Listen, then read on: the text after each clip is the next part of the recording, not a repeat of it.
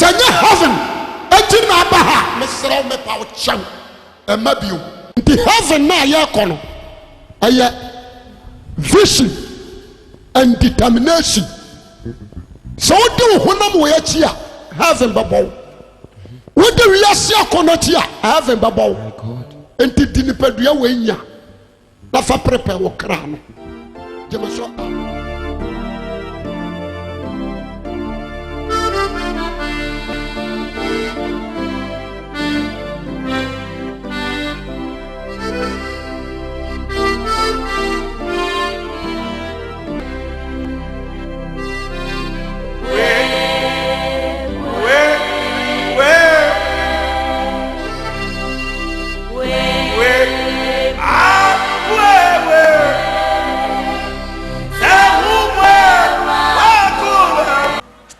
Amen and amen. Tie Nyankopɔn nipa na me be frɛ no. Awurade ahyira no. Sɛ de Awurade asia blessing no. Ɛno na ɔbɔ Yesu din ne sɛ yɛ 5 no wɔ kyerɛkyerɛ mu. Wonim sɛ yɛ papa no so Awurade asia ne din so yɛ 5. Ewu a twi kasɛm yɛ se gyina ɔma odum. Ɛno nti ɔyɛ spartan. He fight forward. Amen and amen. Yesu wɔ ne nti onsoro hwɛ. Nidi ewan ene dikan ejina ambassador of Christ. The atosumienu eye dobru you know. He preach, he speak the wisdom of God. Isaiah chapter 11, the 7th spirit of God, wisdom account. Enti dobru ni kyerɛ sɛ Awurade adom ni nyansa. Enti osankafo se nyansa yɛse ne akwede. Sɛ wokɔ you na, that is understanding. Senye Nyankopɔn asɛm wɔ te ase a ontimi nka bi nkyerɛ ma so nsatrada. And also one of the 7th spirit of God. Na de etwa to no kra no Isaiah chapter 61 no say the spirit of God is upon me, he has anointed me. Eni gyina ma anointing of God. Ana etine twa to de ntia baabi onam bia onyusu body guys. Eye Isaiah chapter 53 or say Awurade abasa no. Etine gyina ma the hand of God. Anu na dan ba no so ani tika na all this place anu me basa wo ye dede na wo bo nsam abra ya to yansafra ambassador of Christ, the wisdom of Christ, understanding of Christ, the anointing of Christ, and the hand of God. Hallelujah. There is so amen. Amen.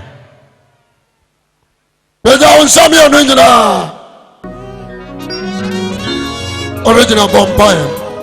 Jesus said that was the word to me in Iowa. And then so would Robertina or now so self before my cancer.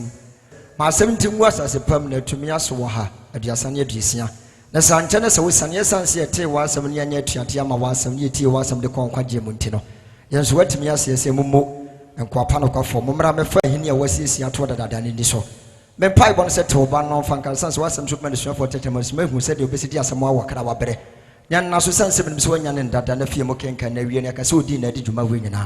Yamwakwa said there be our kind of hunty reason and when I'm counting, amen. So the Amanaka Minia, which you might have and a Mamuakobi, which you might have and a Mamuakobi, Miana Mabuamuakobi, Miana Mapuamuakobi, what she has a mepeja, or she has a page out. what a time myself push you, What is myself push you? Upo, Catherine, because Upo, what's on a whoa, heaven over Kobe. I saw Radiani, sir, young Fana Sampamau, Yesu Christo, or Sababio. And my yard tossed me another year at dear. I was a Yamahuru. So far we are in Abontain or Casa. Now I'm one who don't quite ya. Mahal. What am I showing? Amen. Amen. 5. Matthew chapter 2.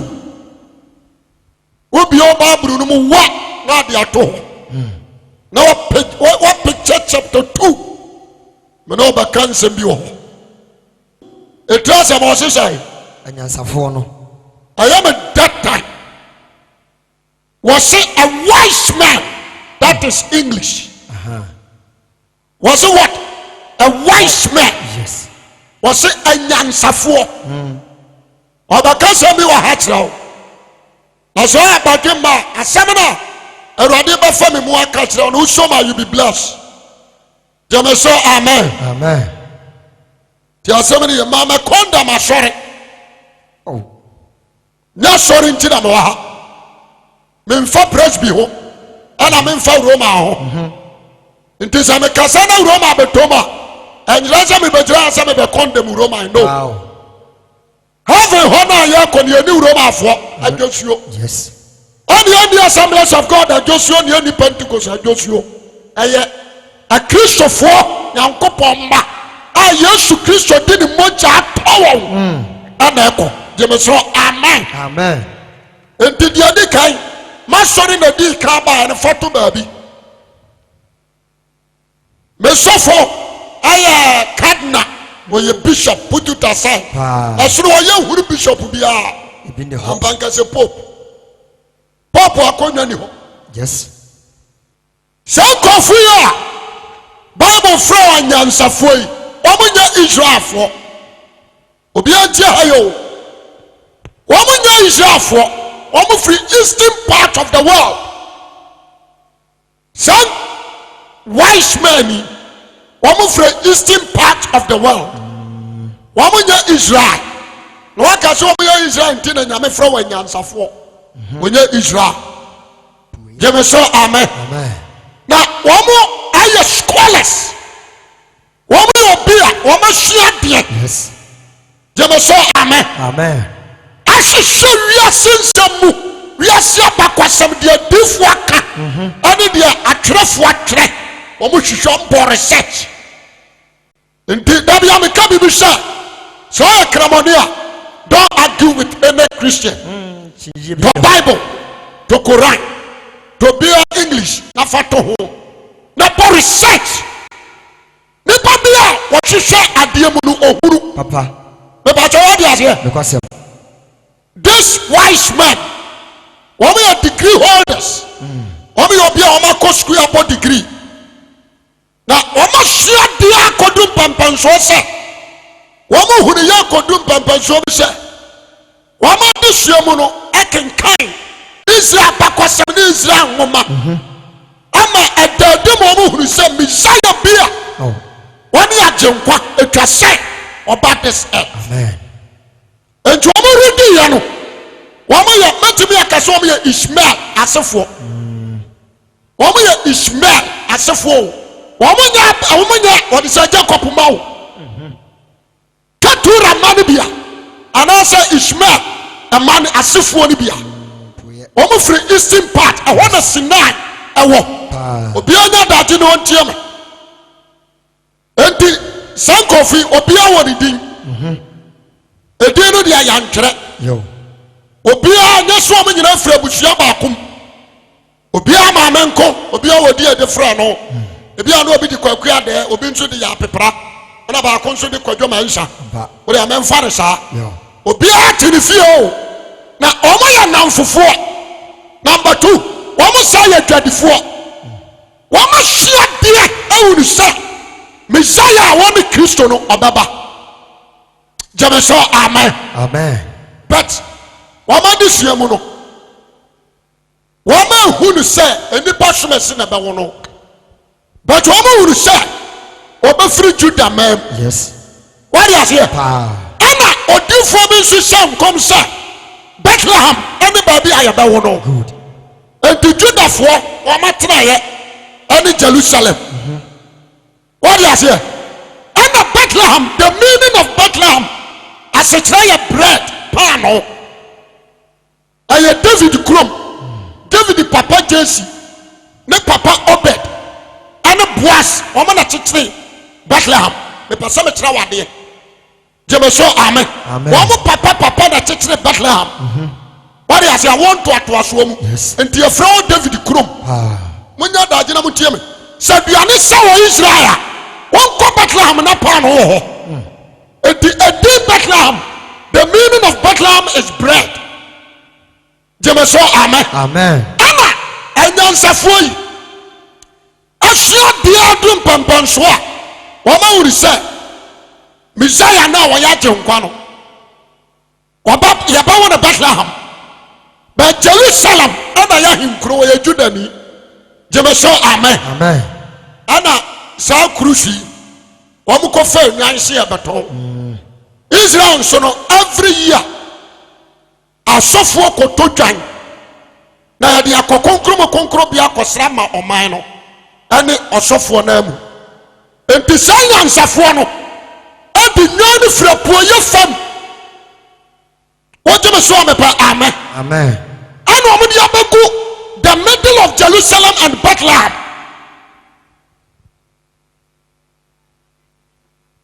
the middle of Jerusalem and what? Bethlehem. The actual aim. And he said, what will join? What is here? Yes. But woman did power. Woman do to join and he said, woman person me say and papa wa brekura. Won huno. And the woman focus and then you so. Now woman focus. Our Messiah yabawono. The actual date omunim enti omaboaboa mo ho so ade aba asie katse wo nua sesa na Kristo man ne beye boaboa ho sie sana Kristo man ne beye boaboa ho sie enti sanya nsafo yi Joseph ko ware Mary ya wona ne koba ne ade nyina Mary nyinse ye nyina no omo de omo huru ho hwe trobofo anko kan kire wo sanya nsafo ya nyim Yesu ntimo ntwan nabi Omadi ane si atu wira no ti omo chi woni nyina ya question suro mbu chi omo chale enti susuampa se misa ne obaba mpa ma dwene ho achewo to obeba o se da bia be ton de oni yakọ ye ba ne yakọ ndahwe yan koso focus ya dwene wo so ko se difo ne nsem omo keka nyina bam enti mo gidie sa beba me gidi ti asem ne yo wo mo ba no wo ma boa mo ho sie yes and omo aim ni say Messiah ne ba upon all omo position kura won won be bow down to that Messiah amen no ma chena de jeme so ka say amen what you ha yo Matthew chapter 2 be homa me na shase akan 2 verse 1 anyansafo no na wo Yesu Bethlehem wo Judea ohene Herod bere so osere anyansafo bi firi apuye ba omo firi apuye ba Jerusalem abeka sa hina Yudafo hina wo abeka sa hina Judafo hina wo no na yehunu ne nsoma wo apuye me pese obi atia hayi jeme so amen wo mo ti ho bi dako omo nka bi hyema anadwo doba woni sa ansuruma kasie bi asran yes na obofo abegina ho wa wo agenko a woni Kristo awurade na mamonna ewo David kro yes the first question is why say you Jesus yanko kantre Judafo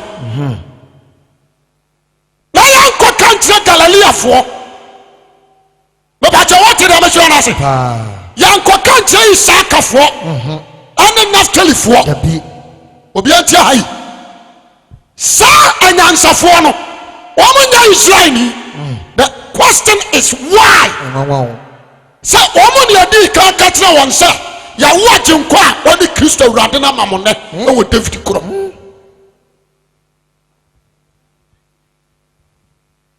me pasa ha obi ade na twene ba jeme so amen why asofo mpanifo ho adifo ho kaya fani ananom netete ho but nyame bofo na nkoka ntre won se wo Kristo a wode awurade na mamone e wo David kuro wan kan kire wo ro kaka try one of your from wise man yes last week asambi me se obi ka se wonnim nyansa onyel kokuru nim nyansa kura onyel ya ka nyansa on Christ Proverbs chapter 8 verse 1 down to the end. You can answer one Christ. And to show no be kasa no kasa de o kika de. Menyini show ni nyansa. Opaso atra o se wunhuru Christ. Wunnim Christ nti na o kika sa. Se Christ tu mu akaba kasa free Christ. Amen. Jemo so kasa amen. Amen. But I don't know the aba. So ba say Jesus Christ ono ni Messiah. Ono na wo papa na hunu dia sure Jesus. Ubenya no kasa amen. Amen. The kind of creator, the motive of that man. Ana man nyame. Ho asori ayakon wo. Enyo bia na wonkonkro ba no so. Yo. And send the Holy Spirit be possess one and your motive and your vision with determination and about my Holy Spirit let me possession. Obi o ati asori dem but na ntuni ni ho asori ni kura wati mo nimbuta ntia wote dem ho na wonkonkro ba so ayere woni bi say Joseph papa kura no wa woni say ne ba Joseph so na ne ba ne onyankopon na ba na baba Mary kuranzo ne maame ahuru but a wise man am sre Ghana sikafo enya sika na ahura free nyame what you say sika ya nothing a day ya nothing what you open sidan wo wura dam ho a hwe ba bia woda empa na woda so no fata poto ne hwe ba bia ye wo shape adan kakraka na wasie no ma nsi bia na enjoy nkura ne ntefre ma nsi bi ne ananse wo ma nsi bi kote wanwa wo ma fa nkura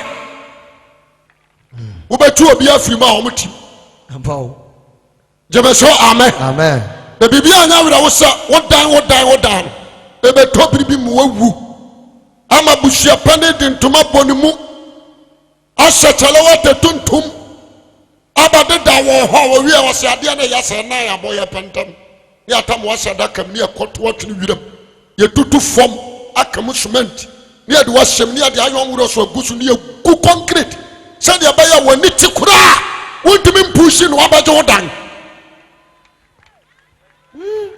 dia ne yagie dia zamani yo na kura woni ti a dia ye ye uji ntino nya de obetumi abafie nipa bi ade ne kotoji no oni brebo oni aharawa oni nsono bibia to ya pa ya yu ya mo ade ne gu asidi ne atutu wani enti wa kasa kura no ya ade a wo kwasa ba wi asidi o se de rekanjire fufu oni kanwa enka menyi ni so obenya brebo nya bi nara power hu the kansi nyina shafam jana ha di so ba trasa so so that's why you should Jesus here. You are not wise. You can get money and to that you are if you are not your police commander, it's better for you to sell Basasa. What you know is better. But someone sakra what you are not wise man. You can go to universities, Oxford University, Alexandria University, yes, and the rest. We put degree in all the Satamos. That's the one that Christ. That's a new dream. The person there, you know, Kasakakra. The entire machine. So far, we are the Ataminiatamo. Assembly American when you are so. When you are so. And then Safona put degree. Omuja degree ho. I found the idea to get a more young because said, announcement slap off for free. So, Abakata was watching quite one Christian Radia Mamone with David Crow. Amen. The motive of that wise man, and he said, one person who Messiah, one why Christo. Amen. I'm about it. I saw them.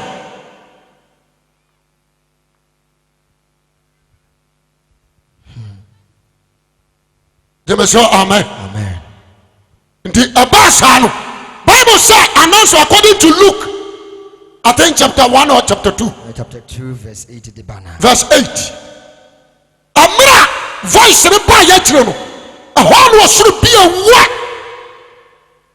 ɛna so abɔfo a wɔsoro ɛto dwuma nyame choristers in heaven deɛ ɔkura kasaeɛ Yes. deɛ ɔkura nsankuo Yes. deɛ ɔkura totorobɛnto Yes. wɔn nyinaa sa so firi soro the first time a choristers in heaven Wow. ate aba fam ayɛ da ɛde wɔ Christ Amen. bɔnsɛma Jesus Christ tiɛni yio na n'asante yi ni twɛmu a kɔɛfoɔ nto nwom No more to da. na obi anto na me kora nkaba stop wɔn obi anto maama ba ɔno nko a ɛnim a ɔbɔ kora nye Kristo nwom Inti. wɔde aseɛ Yes. ɛnwom no nye Kristofoɔ nwom Power. gyeme so amen Amen. regional minister ba a wonte hu ɛno ana hwehwehwe nka hu ti asɛm no yi yɛwɔ Christ so abɔfoɔ a wɔsoro emu singers enti ɛtɔbiri bi na sɛ mehwɛ nnwomtofoɔ ebi abrabɔ a yɛbɔ ne Ghana ha Ahomtio. Pentecost musicians many ɛrensa Obowe nsa. ɔhwe nsa ɛpɛ mmaa na ɔbɛtena ɔno ɔyɛ wɔhyɛ Osori Ewurade. so many singers in Kumasi here bebree de ɔmo nnwom ba ma me bubum ɛwɔ afam so Enye. ɔtɔ dwom na ne mprafoɔ nwɔtwe ti asɛm na ɛnɛ deɛ abɛtɔ nnwomtofoɔ mu ne sɛ obi a bɛtɔ nnwom bi agye so ɔka tɔns Ampao. obi si makabesh sɛ makabesh sɛ hausa kasa o sɛ mbɔnsio ɔpɛgya nnwom no a sista bi a m'ani tua no ɔpɛgya nnwom no a ɔyɛ si ano atɔ fam kyerɛ sɛ Honhom Kronkron afa na puu wadwa man yɛse saa na Honhom Kronkron fa nipa Eden. Hey. nti Kumasi nnwomtofoɔ no wɔn si sɔfoɔ wi ampɛ asɛm ɛnyɛ me na mempɛ w'asɛm o Holy Spirit rejecting you Apo da. because your character your behavior Subai. woyɛ Christian na fra dwomtoni a wɔse yɛnnia no yɛtɔ dwom no yɛbɔ dwaman Oh.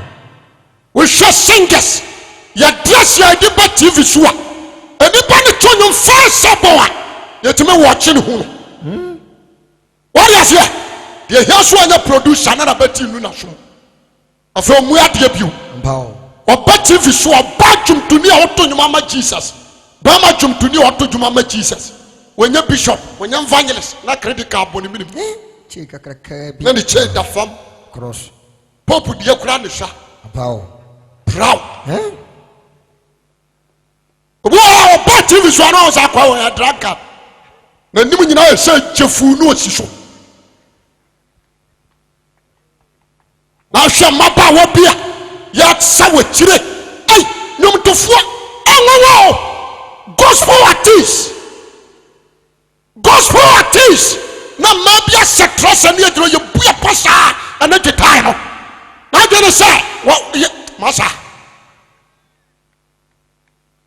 woyɛ dwomtoni wɔ ha they repent because yɛwɔ bad singers in heaven Ampao. why sɛ lewifoɔ to dwom na Yesu Kristo yɛwɔ no ne yɛnkɔfa lewifoɔ amɛto dwom na soro abɔfoɔ na ɛbae na kyɛ sɛ Awurade regade nnwomtofoɔ a wɔfam Hey.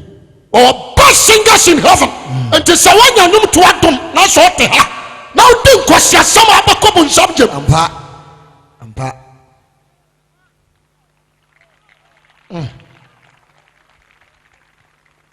na nnwom no nso a moto yɛ nnwomtoɔ mmienu ɔsɛ asomdua wɔ asase so onyankopɔn ba ɔsɔ n'ani animonyam wɔ soro Amen. ɔsoro nyankopɔn ɛma nyame ɔsɛ animonyam wɔ soro animonyam wɔ soro Ma Onyankopɔn. ɛma onyankopɔn Na sumdwe wɔ asase so. na asomdue ɛwɔ asase so Nipa a wɔsɔ n'ani. onipa a ɔsɔ n'ani nso na afɛn na Yesu yɛawo no twɛbɔfoɔ no nnwom no na ɔyɛ tu pɛ Tupɛ. animonyam wɔ soro ana asomdue adeɛ bɛ Wɔ asase so. nti ɛnyɛ nwanwa sɛ ogya n'anim onyam wɔ soro Oh. ɔde aseɛ na ɔbɛfa akwate bia wɔyɛ peacemaker Yes. that is Christ but nnɛ nnwom a aba nyinaa akutia nnwom Eh? Enwanwa o. adeɛ baako kura me tan no why invite you to new what saw them or told them ya on transition nyame asem do de ye not only so a superior apu Christ me pesa na no me ka asem bi me so obi obaka kire o say anum to aka gift ho oboa mo me quotation nchira David is a king at the same time is a singer. Solomon is a king at the same time is a singer. Moses is a prophet at the same time is a singer. Korah is a singer. Jamaso amen. Amen. Jeniye ye kap aduma chadia a fivefold evangelist, apostle, teacher, prophet and the pastor. One can say singing cow. David. Teaching said about that. No what you are teaching said about that. They said the whole world you fear what that the word minia who didn't say hunkunkunti minia who didn't that the church said not just there is no Holy Spirit in you. Good. Jamaso amen. Amen. Was it some hunkunkun about so how many of you and also so near what thing. Oh. No, I'm not open sodium. A radio or hay upon some about our Japan, a wooded young coupon.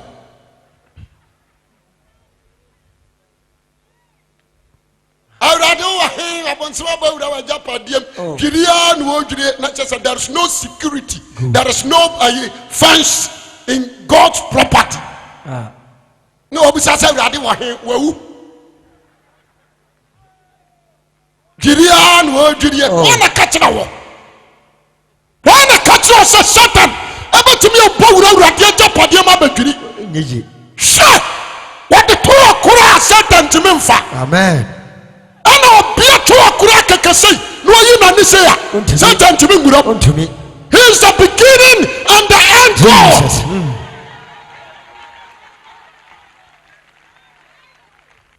Well, no man appear, beat your woman among the sa, but you won't check it. No. Obi ohwa no insult nyame enum na odi apa out no insulting God.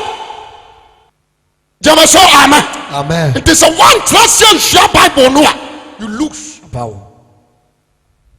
Therefore trouble for free slow omba number 2 nyame ama liwi fo antodom ze liwi fo ma ne liwi fo ma wa honte no asiasam nko a ya nyum tuo ni si ya no Nanko afurisi no Charlie. Who he has here better. Power. Pomo dwendro say voice here. Ati ya ye hu mi hunu bi da. Me comment bi da. Hunu bofo. Na tabo o yesi. Woni bi bo so wa waje kwa woni Kristo na ma ye na wo David krum. Wo de ai Bethlehem so pawo. Ye be da ni ehu. Ayazemo. Wa mo dwendro ho a, wa mo to wa mani am suma kakra krabi. Jamasoka say amen. Masa, that star is Christ. Jesus. That star, that is a big star, is Christ. Not the boho. Say you muhuni nyansa so mubedi star nachi. What do you say? The Spirit speaking to them. Yes. Say follow this star. Amen. Adofo. Season ya ye woman you want. Na mama nka kurentira. There were so many pastors. You are Muslimadum. We didn't see about Tominum. You are Ghana made pastors. Ghana made pastors. And you were having truth.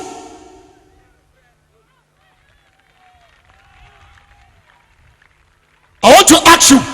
And Suma Bana would not. Oh. What is here? Yes. That star no Muhuriano. A leading one. A children said yes, Satan. A city. And a Satan matching Quababi or Yabi. Why is here? That star no Muhuriano. A leading one. A children said yes, Satan. A city. And a Satan matching Quababi or Yabi. Jamaso amen. And the Ekase. And Soma who did it, according to this chapter 2, was say, your name can near Dian Son in Finfino. And Soloman Sunkran and Sam. San Soloman Sunijoma Safunumu Bofo is talking about the pastors.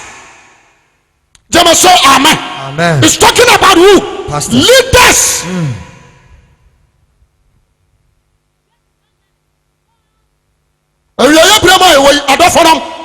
It's better for you to follow the good star. Yes. Ti asem ni ye. Nso ma bia ntimi nhira no ntimi nhira okwan. Ampaw. Ntimi nhira. Nti Isaiah say arise and shine. Arise and shine. That is Isaiah. The person na me kan sabi kire wo. Omo paja omo ni nsruma ne ta. Ana ba ko se chale. Let us follow this star. Okay. No omo di nsruma na chi. Ba bia nsruma ne ba fa bia no omo nso di akire. Di akire. What is here? The nsruma ne ko si Herod wa himfie pe. Na opese omo ko hu na dwene a. E wa Herod.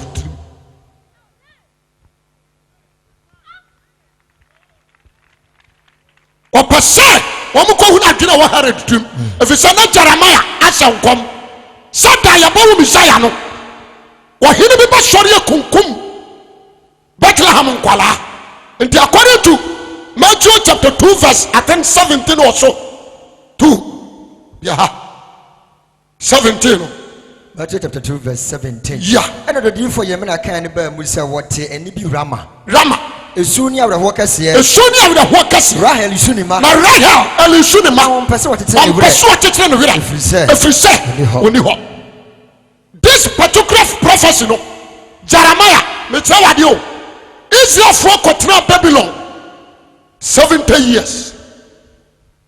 Isaiah and Jeremiah and them Isaiah we and fear ha and son of Hikaya about Jeremiah. Jemaso amen. Amen. Jeremiah won Egypt when you eternity. That time no amount this prophecy and do the check it. If you Malachi to Matthew your 400 years and this prophecy are fulfilled. What you say amen. Amen. Was it nibi wa Rama? Esunia do chakase. Yes. Na Rahel Sunima. Esunima na ompaso otete ne we efiri sa oni ho. Na wakato ho. Jeme so amen. Amen. Na Jeremiah kato. Di na urade pose. Me pose me kasa mo etire wo. Sansama ye kan nyina na si o. Asi wo huhumu. One shall who be a Psalm 12. The person of Jesus Christ and son of Papa Herod. Upon a jump pursue Herod, your Roman governor. King Herod, or your Roman what? Governor. Were dry gone. Yes.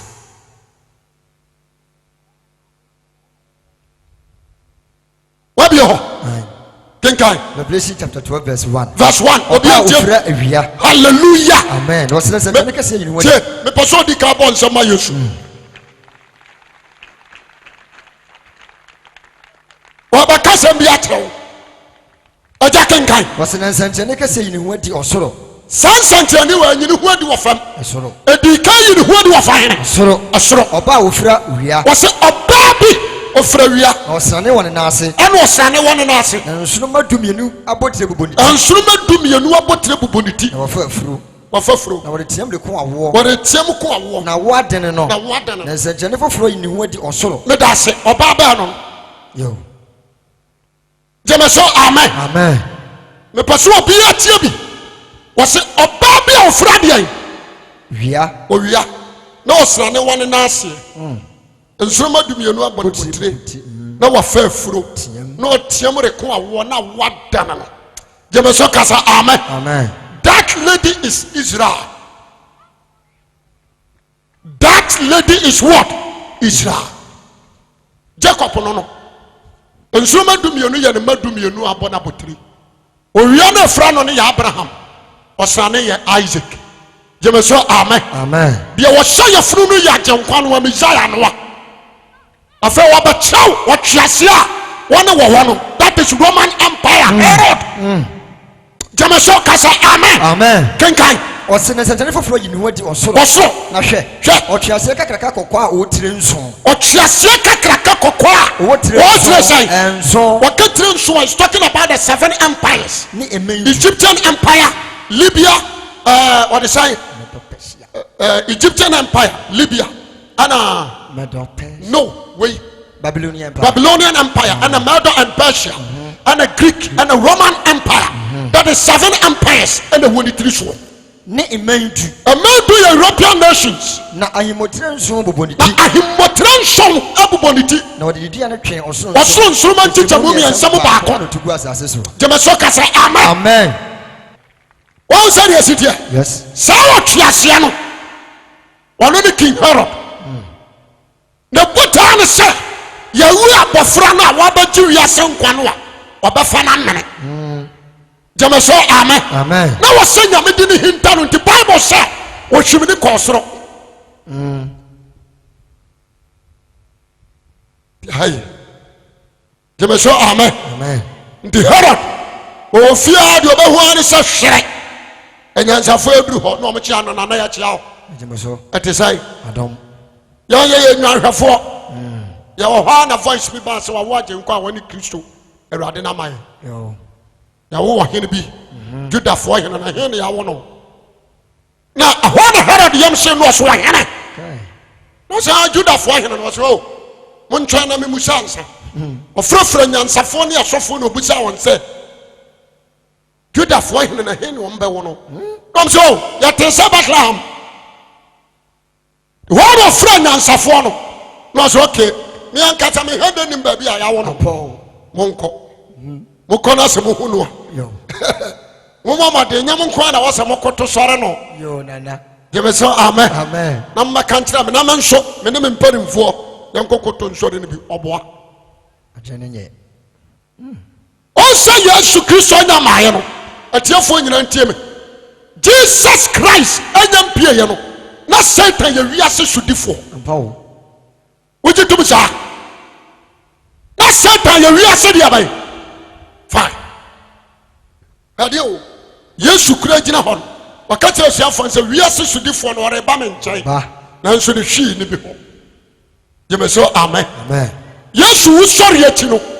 Ana ya de soro asase so. Komi nyina ya dia bai. Amen. Enti Satan di ka hu ni sa. Akwa we a wa ba semankuna. Wa ba jima hini ya dia bai.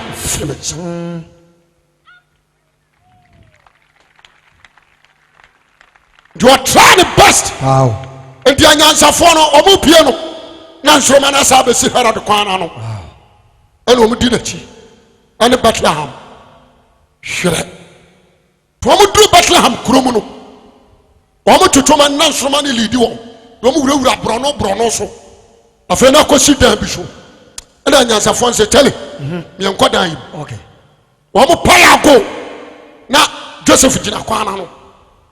No say owura adai o say ahari ya Juda fo hene Juda ya yam gene pram ye hunu so ma wapuye ba ya ba no ye be koto no na ne bribi so abafo yi ne hu adi akira kasa kira nse wono ne wiase agenkwa na bofo wo so abafo ma beto dwom amen on dwom to ne sa anumonyam osoro so due wasase so nti ye kasa ye tena ye dwuma ho a mfaso ni so yes awose etumirika ne ye ba na ye di kan be koto wo hene no kasa amen amen ha tiasamri yo sa enipa no wo me a very wise man wo ma dwene mu do tiasamri na wa hwese wo ma tuatene wo ma du wa Yesu wonim mare nso de Yesu to mu adidi dakam obi antia ayi yo ajenkwa ya de na to fa hene mo adidi dakam mo adidi dakam ana enwa no so se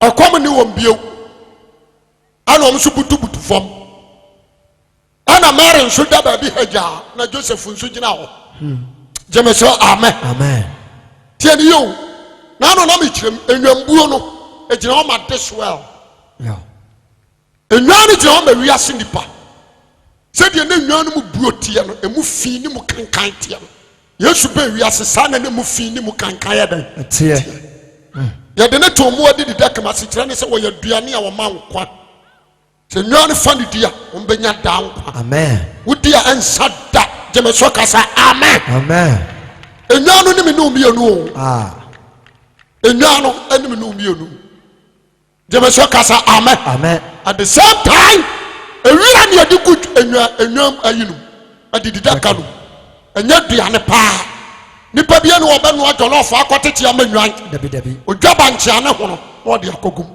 nti ye di yesu to wiase fiimu ye gya ne to mu ne wada wiase fiimu ye pagya no ne ye pagya no ne wiase fii e kire se wadi nkunim jeme so kasa amen amen ennuam ne nyina bu nkotojo sei to mo hwe ho eno obi ahwe adaka no sei na we pray we ya cheli ya giaba we nsi ya giaba odwan papa ne nie se ye nku ye bio ya free we na de ne ho baba fade am ya fa ya ho de ye ya giaba no mabubu nkotodwe enwan di ka bo mu asema Messiah before ansa na nipa ba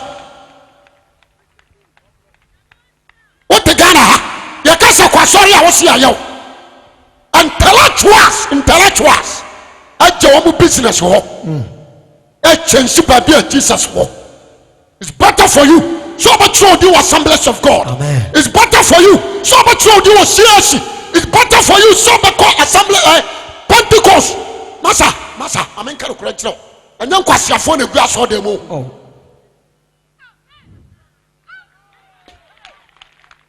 obi o hwehwe Christ bia no obeye wise man. Amen.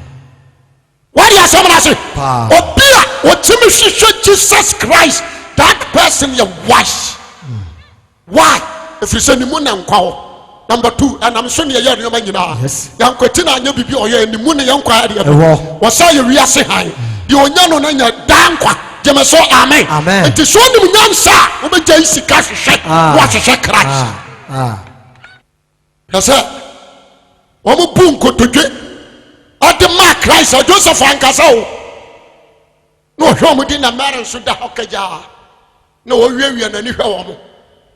Hwe ni din akwaba ko Mary timi trase no no bie ne bag no say Joseph no say ya ban ya man nsapan o ya na bi si akwasare ya to correction. It's better for you. Yes. So be yi bibia ma Christ no hira wo. Amen.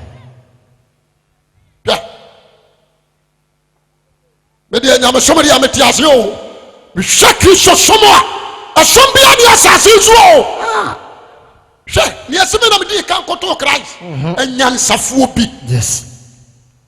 Ndisa wo jimi ni wo so nkoto amema fa ho bai. Emfa ho. A wise man enyansafo bi. Intellectuals, prominent man. Yes. Jemeso kasa amen. Amen. Wo mo na di ka bow down to Christ and to so tialaba na so nkoto no a emfa ho. Emfa ho. Tora brasa, we will Pentecost dan. Na muso mo ye worship na maba wo punkotojo se apaja ansasa so oh Jesus anyansafo wa ha ura ha kama dia ba ha na ko punkotojo Bi anye. obo ponto a wo so ya magiga asiafo nkwa say am na tro Proverbs chapter 20 verse 1 was say for asadene etokopani obi otomo ntenta woni di yansa etrese woni Kristo was obi otomo ntenta woni di yabai yansa asetrene se woni Kristo ntino waboro sa no tanka wo pansapa no ma Isaiah was nom ntenta tonsa na mu woni abue no wahuru kwan no wanhwe ase hallelujah because was samutra memu na me samutra mu a wanka so trame mu na me hye nkomo a Dabi. akwaji nkuto ne wayira wo de hwehwe gutire wo no wonto ntwa Do twene. so brosu adi chikosua di jeme so amen. Amen. Ti asemri wama koto asore na wi akwaba ko bia ne bag ma no ayi gold o so ora je oba na dia do se ade wo so gold What you say? The meaning of God is kinship. But just what the The meaning of God is what? Kinship. What the Indian man. Gamaba consul jet on the Sobian bag. No, you krubo. As a train is why a bad time. About swam of Fran one and Sasso. Obi our joke, Obi or Yap of Fra. Or your bad time or two back on Swat and Tadia. Jamasoka say amen. Amen. And then what Isaiah said. So a bad time will be in the bar. As a for a different fin in mad. Yes.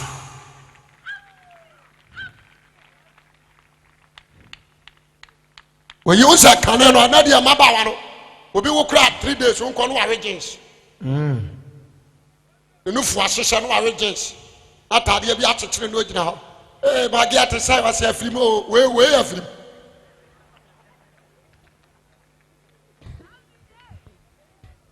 Can I be who I walk? And a papa from a chamber 5:30. One must see shrepa, and now Kuroboibi, Yase. Near the idea bomber near the abu bon yan fe Jemaso amen amen don't to me fitas was sne don't to me be was shatter the church will be who now I is in san one fe which means what be fear ni patron ni papa free sura dia ba so not dear who cry now with fear you dia kola ni nyina na boni ba ni tirim are not defeated also.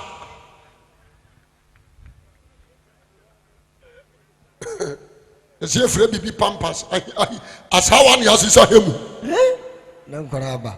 Mobile. Can I come out to keep a goofy? I like it all. Amen. So the boss answer to her, which was your burning. Ya no social no atrase se de be ya na sikuro bewu ya no aduane a ahye no odi na mfifrete no so na bata wo apetase no odi kum ne yam kuro kai ajapia kai bewu na afrata toche wudi sa akase oyare apetase ni na fra doa ne yam kuro nyina ngui ade wa settings emframa mfanase tino mo yakase ntam Yakasenua, or no parate, no, who shall we appetas is no parate. Bahanan sa, Maggie, why for yes, I have you. On your pew. Tinazomia Casentem, papa. Only appetas in a Kumia Yam Kuro. Apatas, a man of bois, and one I can. A mamma, no more to us at half. I want to propose to have to tree, apatas and one. And you know you pan or trasia. You know, yes, Fufuya, which means a yes. Or tie. Well, I see I talk to Johnny Bibro. A baby actually was a dear why am I? What the Fufu and Tessa in your Bibiama? Some more, Papa. Then he, what the yes to Gina about Yobia? Yes. Was it by a bad time? When he said he would see through the back, or did he china? Or the man, a quaba consuit the whole day was no. I want to do something. One will ye laughing time. I sham. I was a true. As a trend said, who be pusher, I could be a singer. Amen. Or could a good son. Yes. Christ, or could a good son. You are bad saint and good son. Bad saint and what? Good son. Christ, your good son. Who boy we are say? Jemaso amen. Amen. No the man. O mo wi ya na bofo ne pio. No ka kire nyansa fo ne se mama nko Herod hobio. If you say na wa fa ne se onya bofra na o ba ya beku no. O mo ya wise. Abraham me busha. Se o gira no girlfriend e kam no ma be gira. Oh. Kakra bi anu atena be ye tie kakra ye nko fi ye nko na de da woni ka chance ye jai na woni ka chira no se ye jai se ma huru Kristo ye jai obi jani dwan ho de me so ba je me no sham ye twam hello hi je me so amen number 2 me tell you a wise man mama nkyerɛ wade wɔn gya wɔn kurom hɔ ɛkɔtena Jerusalem ɛne Bethlehem mfimfini pɛɛ ɔna wɔn tia na aso wɔn to onwa nso ne yɛ twɛn kran wate aseɛ bibuhyia wo botaa bɛn ɛna ade ba ha botaa a wɔde ba no ɛna ade ba meet Christ ne gyeme so amen mama nka sɛ menkyerɛ hwɛ Sakio ade botaa bi si n'ani so nya Yesu kɔɔ ne fie wɔkɔpɛ Yesu a ade aba ɛho no wɔkɔ yɛ wɔnya ne hu no ɔfra kyen dua wɔtɛso a ne Yesu kɔɔ no ase wɔma edi mati nyina kyerɛ obi ana na dwen akwa we deɛ wɔso wɔpami ahu me yes meyi me ho adi ayɛ dɛn akyerɛ no dodo ɔno ɔse Sakio wɔso yɛ dɛ na ho me din wɔsɛ me abɔ wɔte mpɔ sɛ wobɛpami ahu me no na me so bɛbɔ wɔte mpɔ sɛ wofie na mɛda gyeme so ka sɛ amen nti si fam yes ɛna ɔtwe mu tɛ mɛda fie Sakio sɛ me fie ɛnso ne Farisifoɔ ne Sadukifoɔ asɔfoɔ mpanimfoɔ asikafoɔ edi n'akyi wɔde ase esuro bia ne n'adwene esuro bia ne n'adwene ɔkɔɔ Sakio fie Sakio no aduane wɔde nam agu hɔ Yesu mu bedi Sakio tra sɛ wɔtwa Yesu sɛ stop yɛ didi saa ɔbɔ mpaeɛ gu so ana dana ne body Sakio fa bi hyɛ n'anum a ne twa n'akoma mu hyɛw afɔ gyina wɔde wɔsɛ I confess hello hi wɔsɛ I confess wɔsɛ Luke chapter 19 wɔsɛ owura me no aba mfie a wo ne me to nsa didi sɛ mede nkontompo agye obi biribia mɛba ho mprɛ nan na matua ka mede mahodeɛ fa bɛma hiafoɔ Yesu nyɛ sɛ meka medi agorɔ o mepɛ sɛ mesɛte example ma ho sɛ m'ani abere serious wɔn wɔyie ne sika na ɔstate sɛ wɔkyɛ Yesu si ai ɛna na nkwagye ayɛ deɛ abae na Sakio wɔ sika nso ne ɔne nkwa wode afa aborɔkyerɛ yɛ atrantwe wobɛkɔ aba ɛsoro nkwagye ne soro akwantuo wode anhwehwɛ nkwagye a wade pension wɔ hɔ wobɛkɔ pension meme nkasɛ wu ɛde wobɛkɔ pension woyɛ sogya ne yɛ be very wise so ɔyɛ ba adwuma yie na wɔntumi ansavo Christ a you a fool kɔso mama ntumi nyɛ wo nkwa wɔde aseɛ akufoɔ de ntumi nyɛ wo nti so ɔyɛ police ɛyɛ wɔde sɛ DSP crime officer division officer na so nim Jesus a you are complete fool come down and take Jesus Christ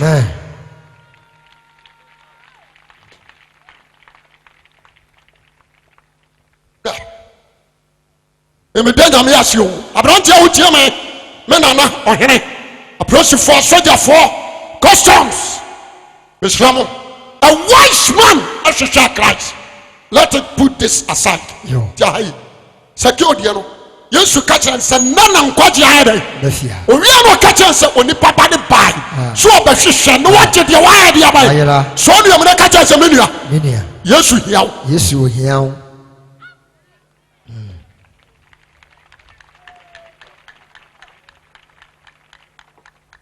Mamenko number 3 radio enipa 3 4 yɛbɔ Yesu asanuam a yɛkum no a yɛkɔsie no wɔka kyerɛ n'asuafoɔ no sɛ ɛdi nansa a ɔbɛyɛ deɛ ɔbɛsɔre nti 3 days time kɔsia da homakye no ɛma wo Mary Magdalene Joanna Kusa yere Anna Solomon wɔn mo sɔre ahomakye bɛɛ 4 to 5 na sɛ Joanna ɛte sɛ ɔkyerɛkyerɛfoɔ no te aseɛ no wɔka sɛ nansakyi wɔbɛsɔre nti ɛbɛyɛ me yɛnkɔ hɛ so asɔre yɛ asɔre mu di na abɛfie why mom yɛnkɔ ladies ladies they are searching for Christ but all the ladies in Ghana here they are searching for husband they are searching for babies they are searching for money and traveling country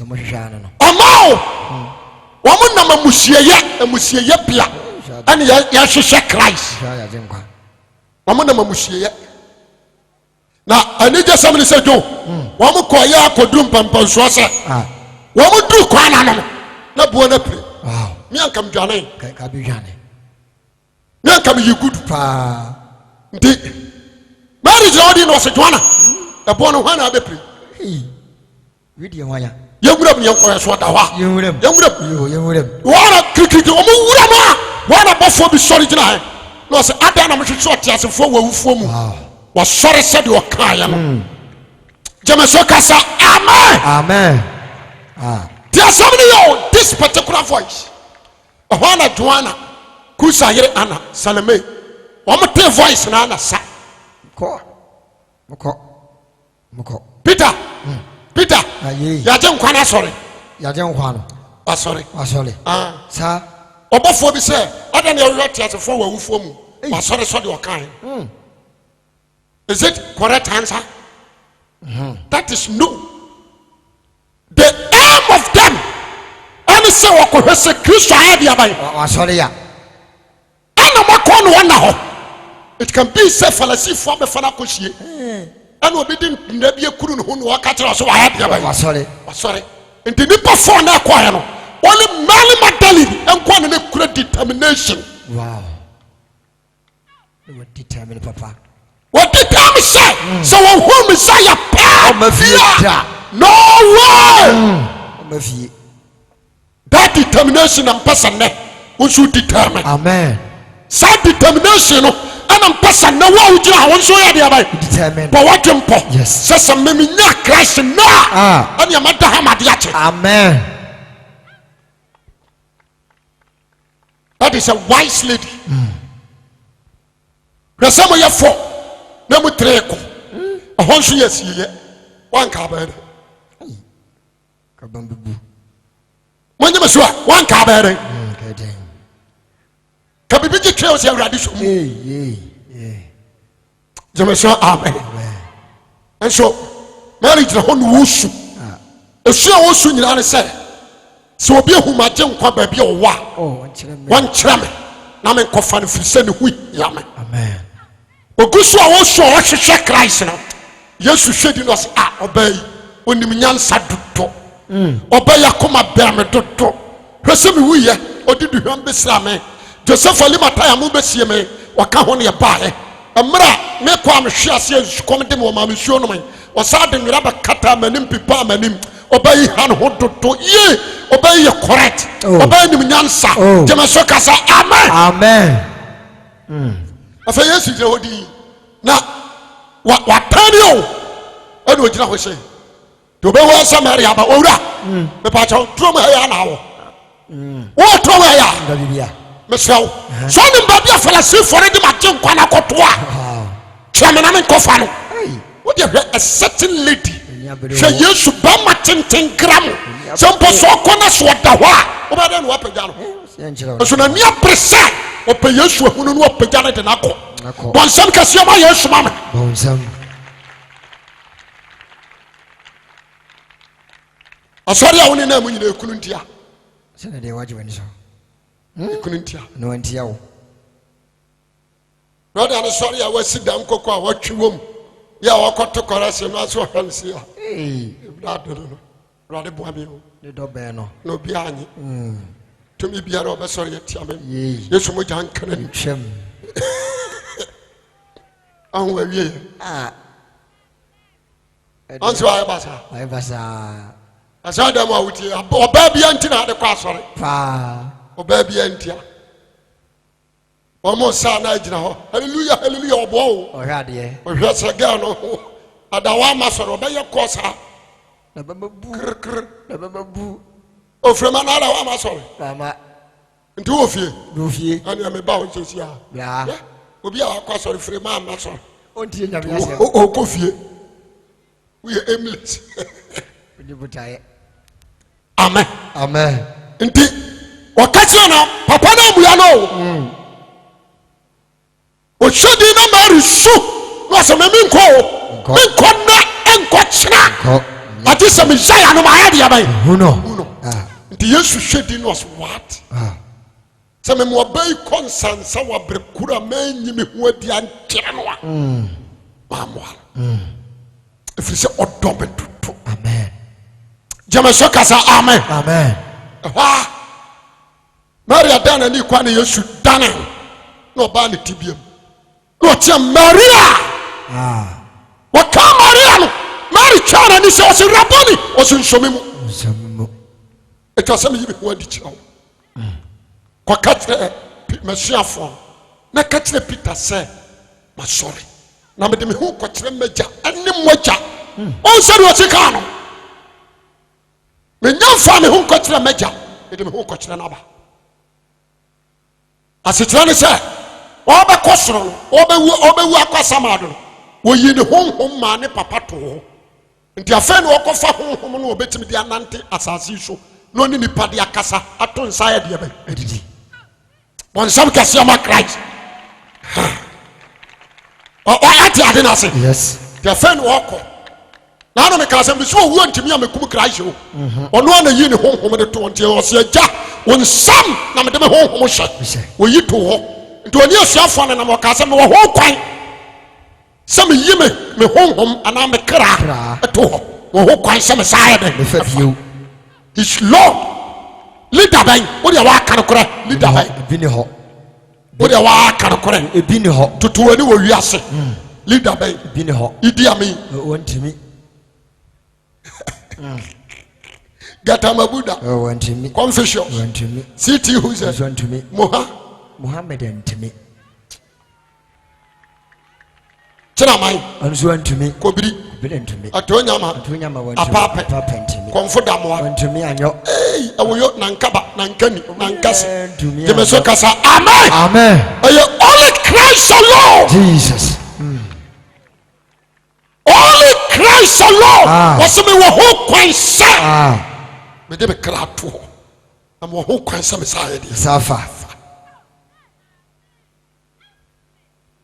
wɔtia mo sɛ gya wo nsa na me de me ho ho hyɛ na ɔkra no a ɛhyɛ dateɛ no ma wotimi de nante kɔba no na wayi ato hɔ yato nti wɔsɔre yɛ no ɔsɔre in spirit form na wɔsɛ wɔkɔfa ɔkra no ɛde hyɛ dateɛ no watimi ne nipa to nsa didi wɔkɔ soro bae na ne ɔbaeɛ a na asuafoɔ no ahyia ɔkɔ ɔka asasodue nka mo na ɔmokɔ akyiri hɔ sɛ ɛmea momfa mo nsa nka me Mary agye akyinyi no wɔse nsomi mu ɔkɔɔ yɛ ɔbaeɛ wɔse fa nsa ka me ɔkɔɔ yɛ ɔbaeɛ no wɔse fa nsa adeɛ bɛ hello aberanteɛ a wotie me ɛnti wonim Jesus ɛnti woagye no di ɛnti Kristo ho atwe wɔ tirim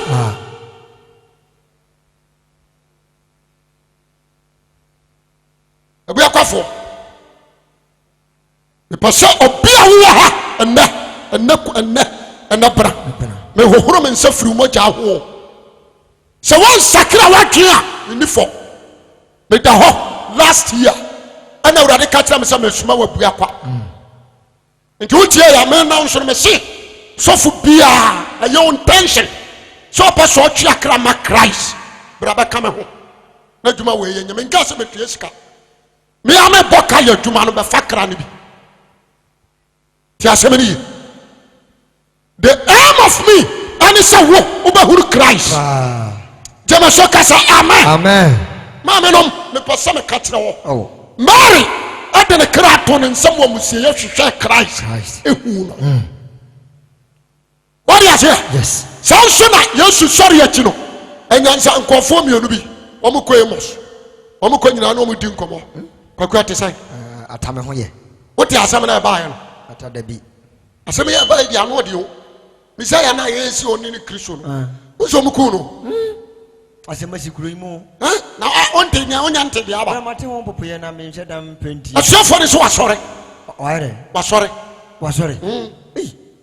ɔm sɛ ɛne da yɛ o anɔpa paa ohu yɛ na saa asɔre wasɔre wɔsɛ wasɔre ɛno dabɛ kɔsia da anɔpa yi ɛna obi ne kɔpagya ne na sɛ ɔno ne sɔre ɔno a ɛkwan bɛɛ so na sɛ ɛno na di adanse so yɛ Misaya wasɔre atasɛm yi mu kwaku ɛnyɛ de ketewa o na wɔyɛ adwuma no woahunu anaa mmom mehunu bi ɛtɔ da bi ɔma Lazarus ne ɔne nyane ɔno a sunam ni bano ne bana no wu nyona nyana no ne ma no sori no na ma batim ye so niti nti wono wondimi obetuma ye ata wa ka me jemeso kasa amen amen omugusu omudi nkomo no bone yesu se no nkofu iko omo dwene me omo di me hu nkomo what you say omo ye nyansafo de wo so me be wo wow masa jemeso amen amen etwa se me be wo mu die no ananu amonam de nkomo na na mu die e ma ho nkomo chale gewe dia ne to be fomo me nya me pewo we kama me na me dia masa na me dia cha me dia me nya kwara to me ma me fa na we ko ka brofo ana atwi na ka bom wo wi university na ka bom me kan entram di twi na tre no unia we dia nyo type o ma me fa na ma ple masa usha na dia kra na kra ha bi se beti ma handle we ne to be form ye meti ma handle komo mudi nkomo awudi ne papa chale ye ati say no ye na no board hu asamoja bo no to ampa ho asamode so ready mguase to so mienu benti penalty ye ano se memo makanta ma kire maami nti me ko hwo he nkomo awudi we yesu baba yesu ma so amen amen chale mamusa Ronaldo ni Messi wana ye good asemi misi jaka Messi wana ye good ne Messi de ne nsa so bia ba pe se Ronaldo na ade de world best ne de se ni pa adwen omboa masa now Ronaldo bo nya bi dia Messi boy akokre wasa ya chacha ya chacha ne nya chacha ne bobo unia Ronaldo bobo oh jai nkomo awudi yesu aba be sa mesra mo da ane ngongo ibusha kwaku yei eno ba sori so for you ne to no wada no huni so penno open no em se odi ane pafufuo mama ndi em se fufufunu ni nyina wodi bio obobo so trase anya sanso no ye bayifo obobo so no odi na pa to nyina no odi we be da so le nyankoso na mama na ne ntuma ni anwa ano ye o so de o kumayo sa wa wa sanso no se o ye se yare nko ano o pro ni sa no pampan nko a ni busa we yesu ababa ba sra yesu mesra wo da yesu mesra wo yesu ababa ba sra wo mesra wo da o pe yesu ho no jemeso amen amen aso da ma wo ko wa tro di papa die what you say yesu said you must know these guys said we must dream or some power amen amen you're very dynamic good you're very wise yesu wo ma hu say papa bia ba kom no ba 3 no se na nuanom ate say ayo waja na mo nko abo kasa yi ura nti de asi ayedi mo bobo de onte ya na de na asi owura yo be ye adwuma oji din ya yesi wawu a wasanso ne wasem na ye kan yo yesu ana ne wasem na ye kan na se we de ni kwaso amare yo na be ya yasum na kakara mane nyo nti ase ne ho asem na nwom adifo ane atwerefo no twero ye se twase mezaya ne hu na mane na de to so nyansa no wasa sore what you say waso ofifiri se dufuro wonti ase ofifiri se dufuro woti se bia watane osubontre waso na ba wone brem nti onye obi a asem we yasem nwanwa what you say ni mu na nipa nyina nkwa wo nkwa ne nipa ha be sum ni ne so da na woti ase ase sum ntimi ni ne so e waso sore ne watro se ni kwasa ne honam hunu pro nti atwase osore ya mi anko aha na mokro ho nso ho na mekro jemeso kasa amen woni yesu nanam nso ne wasoso nani wow hello hi what you say yes when wo bon komo konum nti wo mu du ba bi wo kon ana yesu wo twam akwaba akosi owura nkomo na ye do se yan ko nam de ni kansem hunu bi nkomo na ye de ye mari nkofie na wo na ho me yira kan banku bi na dibi wa yo no tutene tom du wa no man shi wo na ho e man ba bi tra no de aduane be shi ho wo sha so ye ya wo bu bi shi na wo bu bi shi na off ko ya wo mani abia ba ko si ya kwaku yei kota sabi sayon wana abaka yawi obi jira ha Yesu jira ne nkyɛn so ohu no enwanwa o twene ne ahwe ne nkyɛn anida tieniye na me catch us say if you mention the name Jesus Christ Holy Spirit ba appear at the saw yare na nyini ebura mu nsuo ne nkuto nyina togu jama so amen bundles are down sano amwa roba Yesu wonte roba yes yi tutuni jem na fa ugidie asa Christ Jesus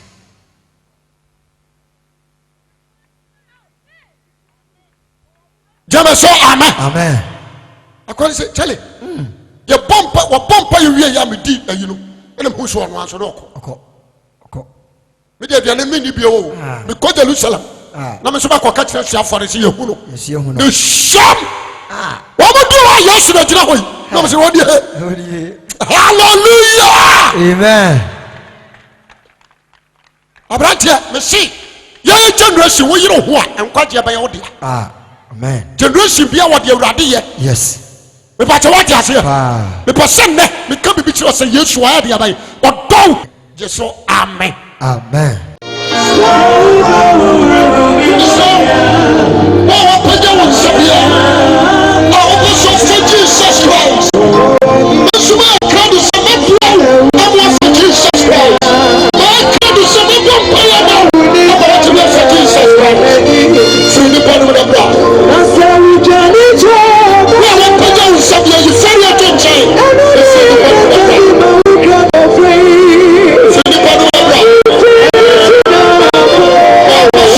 Jesus Christ.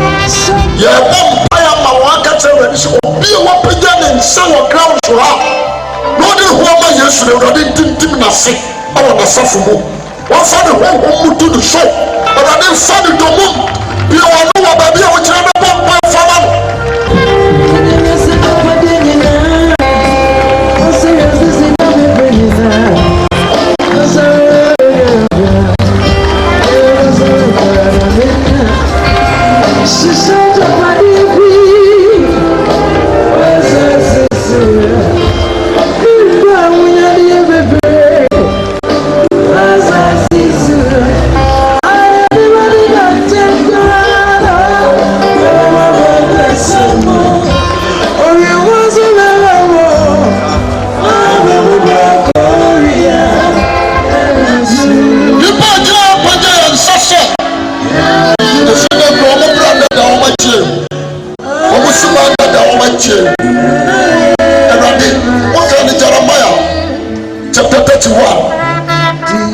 see, what do we away from you? Now you're born in the world adoring you. Now you have a pump from this second level. What would your woman throw up on you? What's somebody said to do at you? What are you doing? The woman won't tell me. So I'm going to come up. I'm slow. Tell me that you will be my young man. Fatum wanda Papa mempesa obefiri no say kotra wo body no bio e pesa free na di kura yi body bia di wo ni badia so e wo Yesu Kristo di mo ye du sa body na se say akrono ho say jama ho say bufu ho say baye ho ora di tu na se wo Yesu Kristo di tome buri tome nyina so no adoya brado yeso eni pa jira hai yedu mocha ni yedu omuno mocha onko cross brado mocha awo maiso me mocha ni na sanso dia ma wa ne firi na di ko won tro wo e wa di tro wo di e wa ko mo we wa je papa Yesu Kristo di mo o ye nyina nkasa amen.